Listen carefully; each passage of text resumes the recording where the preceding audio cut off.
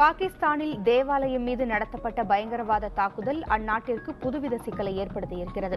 முழு இறையாண்மை கொண்ட தங்கள் நாட்டிற்குள் ஆளில்லா விமானங்கள் மூலம் அமெரிக்கா தாக்குதல் நடத்துவதை தடுத்து நிறுத்துவதற்கு ஐநாவின் உதவியை பெற முடியும் என்று பாகிஸ்தான் நம்பியிருந்தது. தேவாலயம் மீதான தாக்குதல் அந்த நம்பிக்கையை தகர்த்திருக்கிறது. இது பற்றிய செய்திகளை தொடர்ந்து பார்க்கலாம்.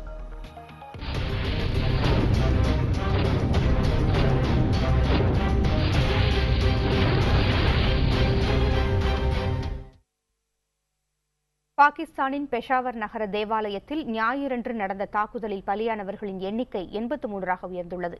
இவர்களில் 36 பேர் பெண்கள். இந்த தாக்குதல் குறித்து வழக்கு பதிவு செய்துள்ள மாகாண காவல்துறையினர் இதுகுறித்து விசாரிக்க 4 பேர் கொண்ட சிறப்பு படையை அமைத்துள்ளதாகவும் தெரிவித்துள்ளனர். இந்த தாக்குதலுக்கு எதிர்ப்பு தெரிவித்தும் பாகிஸ்தானில் சிறுபான்மை இனத்தவருக்கு உரிய பாதுகாப்பு வழங்க கோரியும் ஆர்ப்பாட்டங்கள் நடந்து வருகின்றன. இஸ்லாமாபாத்தில் 600க்கும் மேற்பட்டோர் சாலை மறியல் போராட்டத்தில் ஈடுபட்டனர். ஆயிரக்கணக்கானோர் பாராளுமன்றம் முன்பு கூடி ஆர்ப்பாட்டம் நடத்தினர்.